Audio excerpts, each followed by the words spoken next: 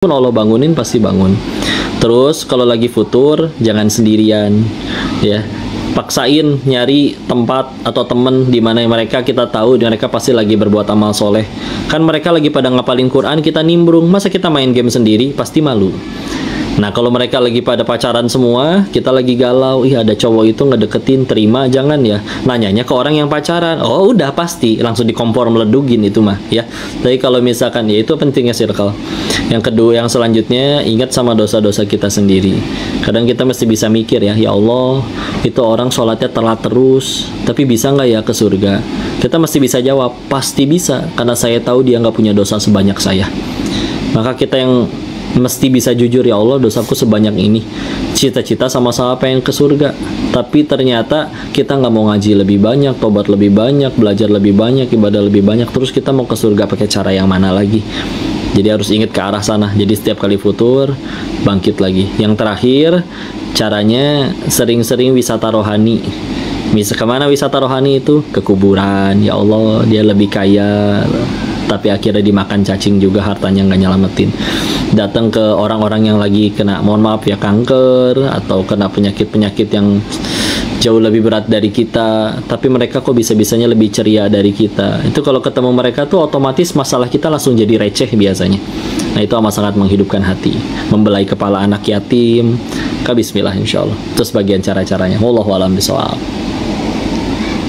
Terima kasih Ustadz atas jawabannya. Kita langsung ke pertanyaan kelima nih Ustadz dari @mahfuza16.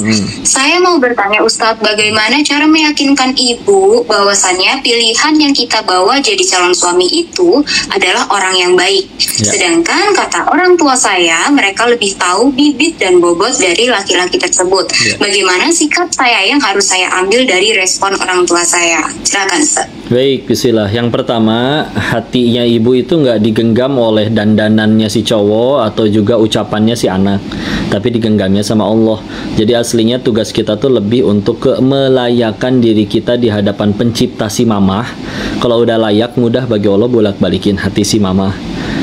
Karena yang kau tahu ya, kalau misalkan ternyata si anaknya ini udah soleha banget, calon yang dia bawa juga enggak dengan cara pacaran, tapi dengan benar-benar ta'aruf yang ikut syariat, udah gitu dianya juga soleh, berilmu, dunia juga misalkan disanggupi oleh Allah dengan segala macam kelebihannya, karena kecakapannya, karena memang kesolehannya, karena kebaikan. Terus tiba-tiba orang tua nolak, itu kan juga nggak masuk, nggak nyambung. Tanya aja baik-baik, apa yang membuat ditolak? Apa yang harus kami perbaiki? Terima dengan lapang dada, itunya yang diperbaiki. Karena kadang kalau cuman enggak mah, enggak pokoknya dia lihat hidungnya kayak perosotan TK atau alisnya kayak ulet bulu, pokoknya benar-benar dia tinggi putih langsing mah kayak bihun. Nah misalkan dia kalau cuman patokannya itu tanpa harus nggak mau dengerin ibunya dan lain-lain, ya ada yang salah berarti. Nggak apa-apa, layakin diri di hadapan Allah, jangan sibuk. Dan ketika melayakan dirinya juga jangan sibuk melayakan diri di hadapan si mama, di hadapan Allah. Tambah soleh aja, tambah baik, ikhlasin, beramal soleh. Kata Allah ada jodohnya, pasti nanti dibulak-balikin hati orang tuanya.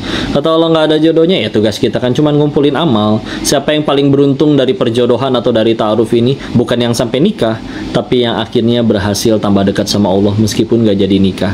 Patokannya masih ke situ dulu. Wallahu a'lam bishawab. Wah, dalam banget tuh buat teman-teman ini, pasti banyak yang relate ya Ustadz. Kita lanjut ke pertanyaan ke-6 Ustadz dari @ferry_haryanto99. Alhamdulillah, saya juga seorang mualaf bermata sipit kok, namun mungkin ilmu saya belum sebanyak Qadidis.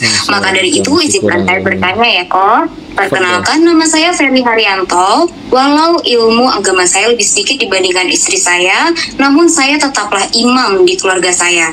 Apakah jika saya berdoa untuk keluarga saya dengan bahasa saya sendiri akan didengar oleh Allah ya Ustadz? Bolehkah saya menulis doa dalam bahasa Arab di kertas dan saya baca setelah sholat? Karena untuk menghafalkan doa dalam bahasa Arab itu sulit bagi saya. Saya lupa-lupa terus. Dan apakah ada kiat khusus agar saya tidak mudah lupa untuk menghafalkan ayat-ayat suci Al-Quran? Terima kasih. Baik, bismillah. Jadi Allah itu tahu segala bahasa. Kalau memang belum hafal bahasa Arabnya, silakan pakai bahasa Indonesia juga tidak apa-apa.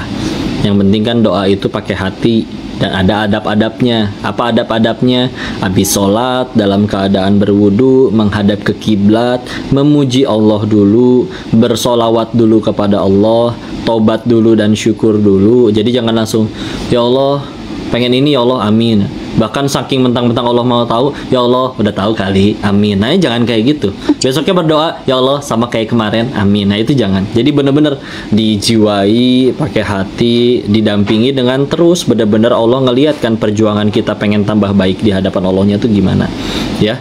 Terus yang pertama tadi ya, boleh sebetulnya ditulis juga nggak ada apa-apa sih, nggak masalah. Cuman tadi Islam tuh tidak mempersulit ya, tapi memudahkan. Jadi kalau mau ditulis terus pengen belajar bahasa Arab itu bagus banget. Tapi kalau nggak pun pengen tetap pakai bahasa Indonesia pun itu juga nggak apa-apa, nggak masalah. Yang penting tadi kita benar-benar buktiin di hadapan Allah kita pengen berubah, pengen jadi imam yang baik, belajar terus. Bicara belajar, ilmu itu Koko yakinnya begini, tidak terkait dengan IQ, tapi tergantung sang pemilik ilmu ridho nggak nitipin ilmunya ke kita. Kalau kata Allah nggak ridho dengan ilmunya, gampang. Mau IQ dari lahirnya sepintar apapun, Allah pengen bikin cabut akalnya gampang. Habis wisuda kepleset aja kulit pisang, kejedug, nama sendiri juga lupa, amnesia, gampang ya. Tapi kalau misalnya Allah udah mau nitipin, ada kalau di tokoh di dalam Islam di Indonesia, dari Hafiz Indonesia itu Dek Naja, kan dokter memvonis ini otaknya cacat, tapi hafal 30 juz. Berikut juga tahu letaknya di mana, artinya apa, bahasa Indonesianya apa, halaman nomor berapa, kiri, kanan, atas, bawah itu tahu. Padahal beliau dikasih huruf, ini huruf apa nak? N. Salah, M. Huruf Indonesia masih salah. Tapi giliran udah Quran, anak yang divonis cacat oleh dokter otaknya, tapi ternyata Allah mau nitipin, titip, bismillah. Tugas kita apa tadi? Ngerayu Allah, melayakan diri di hadapan Allah. Dengan nunjukin bener-bener. Yang lain sehari mentang-mentang dia lebih pintar atau Islamnya duluan, dia belajarnya sehari cuma setengah jam. Dia karena tahu ketinggalan, jadi sehari belajarnya 5 jam atau lebih banyak, tapi terus benar-benar bersungguh-sungguh. Bismillah. Insya Allah. Kalau sudah merasa, kalau sudah berupaya melayakan diri dan kata Allah layak, nanti dititipin ilmunya. Bismillah. Wallahu a'lam bishawab.